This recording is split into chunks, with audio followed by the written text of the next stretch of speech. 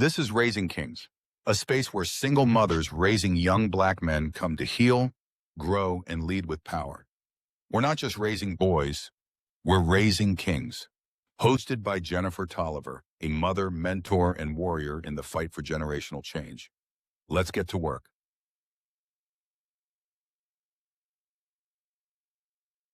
Hello, everybody, and welcome back to another episode of the Raising Kings podcast, the space where we empower single African American mothers raising sons to break cycles, build confidence, and raise emotionally intelligent kings.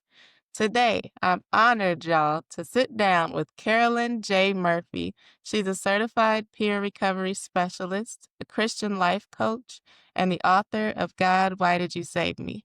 She's also known as the Purpose Breakup Coach, helping faith-driven women over 40 break up with fear, discover their God-given purpose, and prioritize self-care and soul without guilt.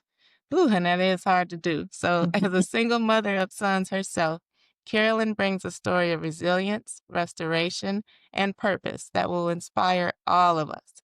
Carolyn, welcome to Raising Kings. Hello. Thank you for the opportunity to join you today. Yes, thank you for coming. So, you've described yourself as someone who's had to break cycles and rebuild. Can you take us a little bit into your journey of resilience and what was that turning point that kind of shaped your purpose and started you on this path? Well, I was born to teenage parents. My parents were 16 when they had me. My grandmother raised me, and I am a survivor and thriver of childhood trauma. To be specific, molestation between the ages of 4 and 6, and then later raped in high school. During that time, um, I also lost 3 siblings between the ages of 4 and 8. One sibling passed of brain tumor when I was 2. She was 1, and then I had 2 siblings to die in a house fire when I was 8 years old. And so there was quite a bit of grief and loss as well as the other childhood trauma. And I during that time, I learned to wear a mask. So my mask was the smiley face. I became an overachiever, a perfectionist, um, a fixer. And at that time, I was the strong one that everybody came to for some reason, but I had no one to come to. So my turning point began in 2018 when the Lord came to me and said, "It's time to give me your life." And at that point, I said yes. The journey was very rocky. And so my spiritual journey started first, and then mental my mental health journey started afterwards. So I gave God a shaky yes, but as I continued to step forward, that shaky yes got stronger. That's an awesome story of resilience with there. Okay. So your book is titled God, Why Did You Save Me?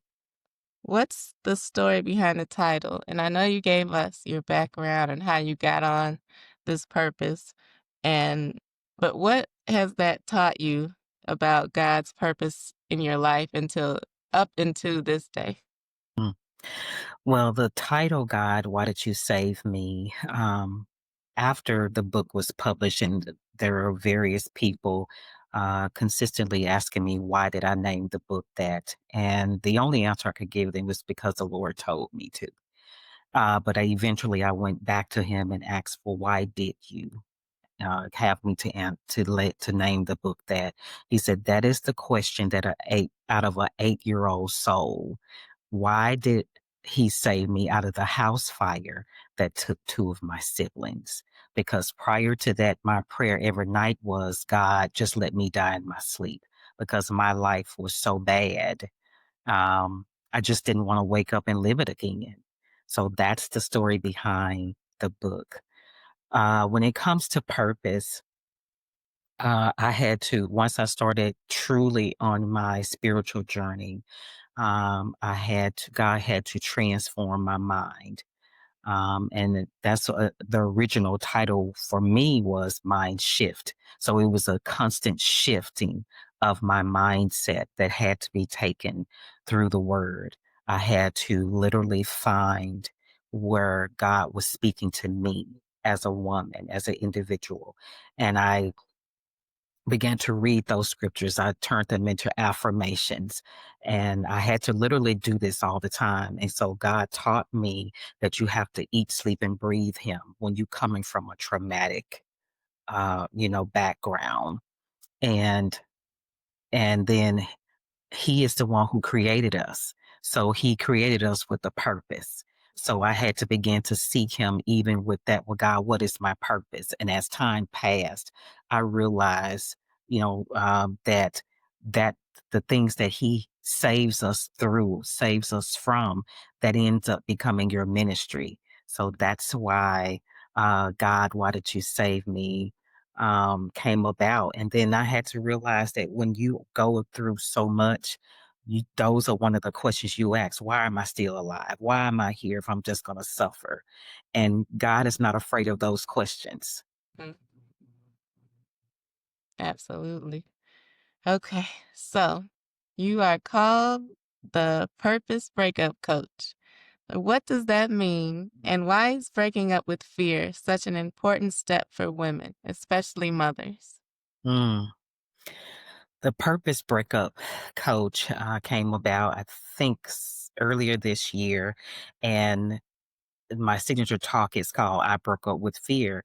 And I had to, with the help of the Lord and the help of other resources, I had to realize that you literally have to break up with fear because it's a toxic relationship. Yeah. And, so that's where the DARE framework that the Lord helped me to um, create it came about. D for decide. You have to decide that you're no longer going to allow fear to, consume you. Acknowledge the root of the fear. Where did the fear begin in your life? Or reframe your thinking. And again, that comes with the word of God, as well as mental health resources. And then execute. After you've done all these things, but if you don't execute or move in faith, then you're just doing it for nothing. And so I am by me being CPRS, which is certified um, peer recovery specialists, we advocate for mental health and their resources. So I have a phrase that says, um, uh, Jesus plus therapy equals total healing. You can't separate the two. So I encourage women, if we ever truly want to live freely without guilt, without that toxic relationship with fear, um, we have to utilize sleep, eat, and breathe God, and utilize the mental health resources. Because when you living in fear, fear is like shackles around your ankles and your feet. And when you have been hurt that deeply, you tend to um, shy away from people. But because the thing is, you don't want to be hurt anymore. So we ended up building walls, and then the Lord started showing me those walls, we turn them into our comfort zone. But our comfort zone keeps us from growing because we are not reaching out, taking risk or anything. And so the Lord started showing me that we're bound by fear in our own prison that we made. And in that, you'll never discover who God is. It keeps you from learning who He is, having a fruitful relationship with Him. And then it does that on a human level. We'll keep people at arm's length. Yeah. So that's why I highly encourage us as women to learn to break up and break out of fear, because there is no growth. Yeah, absolutely. And you're a survivor, a great survivor of so many things. And now that's helped you help other women and or other people who are going through some of the same things. But after you've built up so many walls that you talked about and you get so deeply buried um, in all of the trauma, how do you begin to come out of that? Like, what are some of the things that you can tell women to actually break through? Because I know there's a lot of things you can say to people that'll bounce off. You're like, yeah, okay, but how do you really get down into the core to shine light so somebody can find their way out of such a deep, deep space? Well, I hugely advocate mental health and its resources. Uh, and so, again, find you a trauma therapist. You cannot, and I do not recommend traveling this road without a therapist. Um, I don't know of no other way that you can do it because the thing is, therapists, they're trained. They have resources and tools that can help you navigate this journey. And like I said, for those of us who are believers, then you have to join them together. You can't separate the two. And that's why, again, I said um, Jesus plus therapy equals total healing because we are mind, body, and soul. The word even says that, you know, for us to prosper as our soul prosper. And that's why I say self and soul care because your emotions are embedded in your soul. So if your emotions are all over the place, like the word says, he commands us to walk in the spirit and not in the flesh. The flesh represents our emotions. And you already know when your emotions are all over the place, you are unstable. Yeah, And so I encourage us to use both resources, the word and mental health resources. Consistently pray, consistently journal, consistently go to your therapy sessions, consistently use the tools that are given to you until you prioritize your spiritual relationship with the Lord, and until you prioritize your mental health. Those two things, you're going to remain in the same position where you are. I just refuse to leave out of 2025 with the same issues I've had 10 years ago. And that's where the DARE program comes in again. D, you must decide because you can't help what happened to you in the past. But it is your responsibility. Your healing is your responsibility. yeah. So once you get the D out of the way, the decide part, how do you for somebody who doesn't trust anybody or anything, how do you get them to actually trust a counselor? Or what helped you trust your therapist or, to let them into that wall? Was there something that, that resonated with you that they said that, was like, okay, this is the one I could trust them, they're gonna help me, or how does that work? Well, my spiritual journey started first, and I really before I even started the mental health journey. Okay. And I'm not saying that God is not enough, but God allowed these resources on this earth so that we can use them. So I began to truly dig in the Word and began to reciting the scriptures and began attempted to journal. I've never been really good at journaling, but one of the hindrances is not allowing our emotions to flow. We're so used to stuffing our emotions, and that's not good because you end up being a walking volcano. And so the mental health aspect didn't come until a little bit later. But my thing is, for me, I had to look at the fact I had no one to talk to. And even though I had people in my life, the fear of judgment was there. Yeah. The fear of looking weak was there. Right. And so when I started looking at mental health for really what it was just a resource. I was able to, I, and I tried several different therapists. And that's a journey in of itself, trying to find a therapist that you can gel with. But Yeah, some help is better than no help, because yeah, if you are deemed the strong one in your circle and mm, you have no one to talk to, y- a therapist is something that, you can use. Now, one thing that I have learned, there are some people who can actually walk up to you if you have an inviting spirit and an mhm, inviting face. They will literally walk up to you, and before you realize it, they have spilled their whole life to you. yeah. That's a clear indication that you need a therapist right there. If you can just walk up to it, you see what I'm saying? So Yeah, if you you just just have walk to up, let it out, yep. you just have to let it out. And that's the way you can look at a therapist. That is a person that's outside of your circle, and you're not worried about if the person gonna judge you, because you trying to get healed. You've been crushed, and you've spent so many years feeling inadequate. Mm, But the therapist is there again to give you the tools that you need on your journey, along with your faith, cultivating your faith.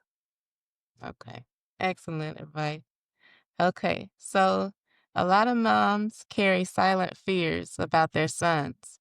Fear of the world, fear of failing them, and fear of repeating the same cycles. So, how can moms recognize when fear is running the show? And how can we begin to break up with fear when it comes to our sons? Well, the issue is, because I am a mother of two adult sons. The problem is, until you deal with your own trauma, your own fears, you're not going to be able to even look at your child as a child. You're going to see you in that child. And so, along with your parenting, get you some help. That's the first thing I have to tell, us as single mothers. Get the help that you need, which is part of your support group. We as single mothers, we need support groups very badly. No matter how small it is or how big it is, we need a support group.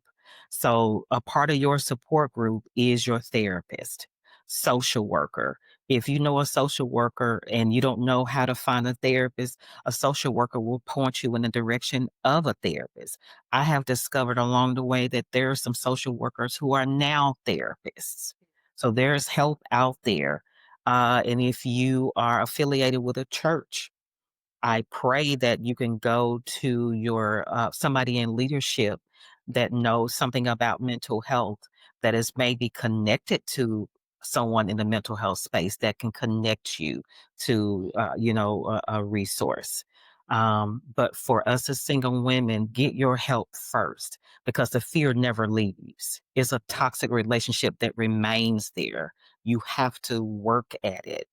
But once you on that road, that journey, you begin to see your children, your son. Okay, God, this is this was your child before he was mine. He was born with a purpose, like I was born with a purpose.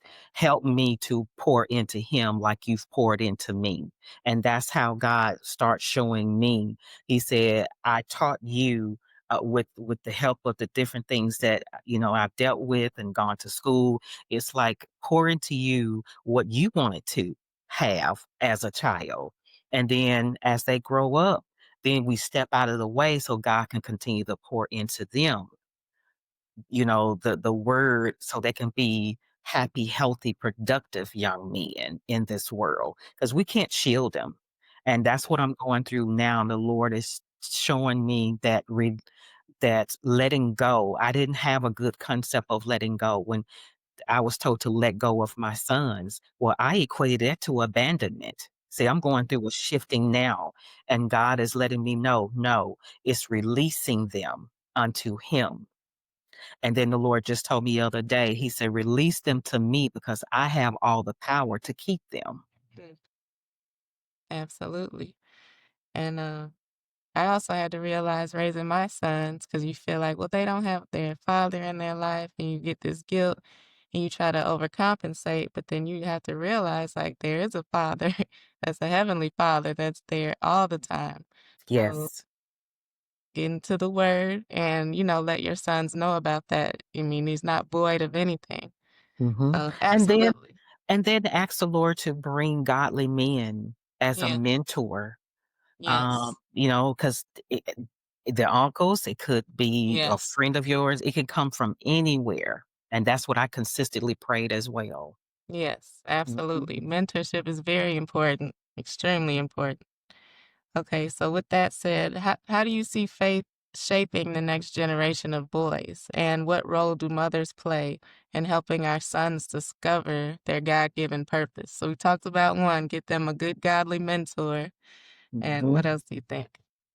Well, when it comes to faith, faith is everything. Yeah. It is everything, and that's where I built my ministry. It is the cornerstone. Mhm. Without it being the cornerstone, your foundation is shaky. It's Yeah. holy. So one of the things that's coming to mind is allow your sons to see you walk your faith out. Allow your sons to see you pray. Allow your sons to see you read the word and even allow your son to see you, if someone is abrasive towards you. Hmm. And so show him you walking in faith in all aspects of your life. And so as he sees you, then he'll start exercising it. And so that's my biggest thing is allowing him to see you walk out your faith, reading Hmm. your word, praying, and even him praying with you. Yeah. You know? So that's how I see it. Okay. Excellent.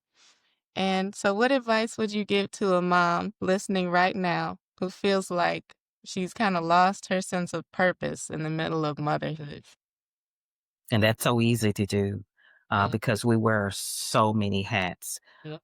It's everything that we just talked about, finding, finding your tribe, finding your support system, um, learning to sleep, eat, and breathe God. And when I mean about that, playing worship music, um, playing encouraging music, looking at videos that are encouraging. Because it's so as we are gravitating towards the Lord, it's some stuff we gotta walk away from. It's some things we gotta walk away from. So just exercising, your faith, speaking your affirmations, journaling. I love practicing mindfulness, staying in the moment, and while I'm in the moment, practicing gratitude. Yeah. Absolutely. Okay. So, um, it's kind of related question. But you teach women how to prioritize self-care and soul care without the guilt. So why do you think guilt is such a barrier for mothers, and how can we overcome it? Because it always sneaks up in there. As soon as Yeah. we about to have fun, we get Well, what they say, in order to make a muscle strong, you gotta work it.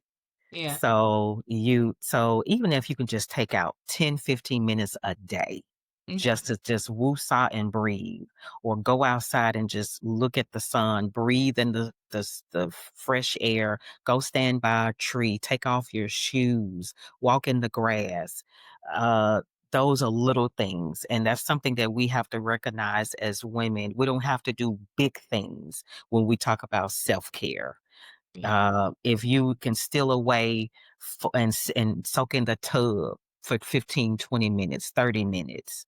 So that's what I mean about, um, self-care, prioritizing your self-care without guilt. The more you do it, the more that voice in your head is going to leave.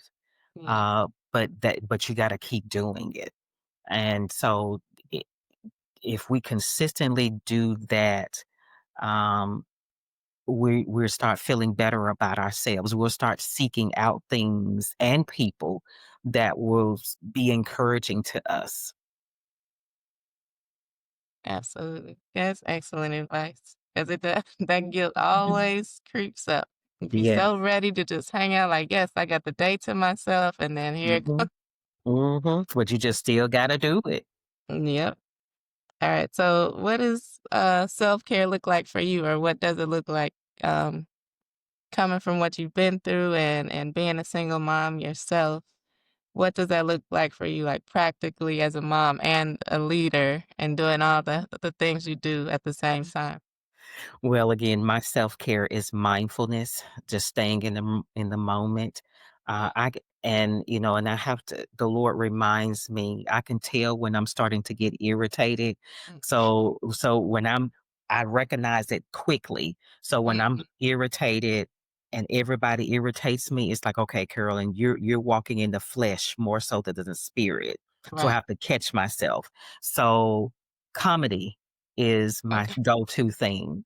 After a Okay. long day or a frustrating day, I run to the phone or run to the house to the TV, and I find comedy, whether Okay. whether it's, Ali Sadiq or, somebody, but I just immerse myself in comedy, whether it's movies or stand-up, and I just watch Okay. hours of it to get it out of my head, and Yeah. after that, I'm good.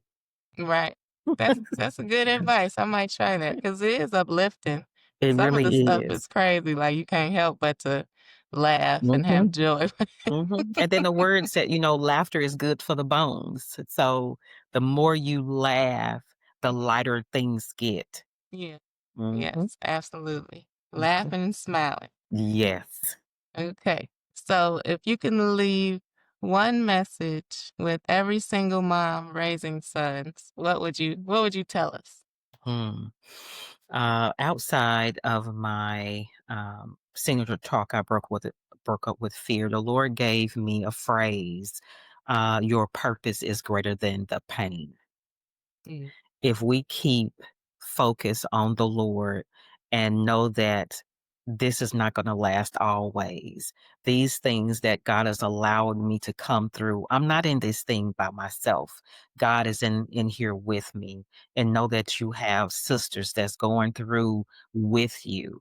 That's why the tribe is so important. Don't be afraid to reach out and say, "Hey, I need help." It's okay to say, "I need help." absolutely. And there's shouldn't be a stigma around that either. Because Mhm. sometimes the single moms, we get that superhero syndrome where we think we have to do it all by ourselves, or it's taking Yes. something away from us, or we're less than because we ask for help. But that's crazy. Yeah. So, Well, it takes a village to raise the children. absolutely. So that lets you know you can't do it by yourself. Yep, and even Mhm. a lot of moms who are married, they still feel like a single mom in that space because they're still wearing all the hats and doing everything for the kids. So you definitely need a whole tribe, especially as a single mom. Yes. Yep. Okay. So we covered your book. I think. Is there any? What do you have coming up next, or what are you doing? Where can we find you? Well, let's see. I am about to speak at a women's conference. It's going to be in person. So if you're Oh, not, awesome. so the women's conference is called "What's the Tea," Okay. and it is for, well, the basis of the conference is sex outside of marriage. Okay. And so for us as single women, we have to learn, stop giving ourselves away, the most precious part of us away. Right. The name of my talk is Pieces of Me When Intimacy Leaves You Empty. Oh, wow. That's deep. Yes. Yes, it is. And that's the thing, all the trauma, I looked my family members, they used, alcohol and drugs to Mm, get through their trauma. I didn't want any of that, but my drug of choice became sex. mm. So addiction is addiction is addiction. Yeah, And absolutely. so instead of me using mental health and its resources, sex was my go to. But the Mm, more I did it, the emptier I felt. So that's why my signature that's why the talk is, pieces of me, because you leave a piece every time you lay down. yeah, absolutely. Mhm. So will that be on, well, I'll put the platform that it will be on in the comments. I'm not sure Is it a live? Or you said it's in person? Yeah, that's Oh, okay, unfortunately, okay, that's okay. it's So in we might person. missed it, y'all. Yeah. By the time this comes out, we probably be done missed it. But But that sounds. It's November, Saturday, November the 15th. Oh, okay, okay. We Mhm, got a but little I time. mhm. That's But awesome. I have a landing page, carolynjmurphy.com, and I have that's where my Dare, guide is located. My 2 books, God, Why Did You Save Me? And then the other book is Well Kept Woman, which is also a part of us as women, learning our identity in the Lord. Okay. Okay, I like that. All right, Carolyn. Well, thank you so much for pouring into us all of your experience and your wisdom, and especially your faith and courage has really blessed us today. And for those listening, you can connect with Carolyn, like she said, at carolynjmurphy.com or email speaking@carolynjmurphy.com. And I will put that in the description also. And her book, God, Why Did You Save Me, is available. I'll have all the links and everything in the show notes. So remember remember this, y'all. Raising kings means breaking up with fear, walking in purpose, and prioritizing your soul. Because when you heal your sons and they rise with you. So thank you so much, Carolyn, for being with us today. And it's gonna be a great talk. I hope I get to catch some of it there. I hope so, and as a matter of fact, I'll send you the guide that I created for the talk. Okay, awesome. Okay, Thank you very much. I okay. appreciate that. You're welcome. And thanks again for joining us. I appreciate the opportunity. Mhm.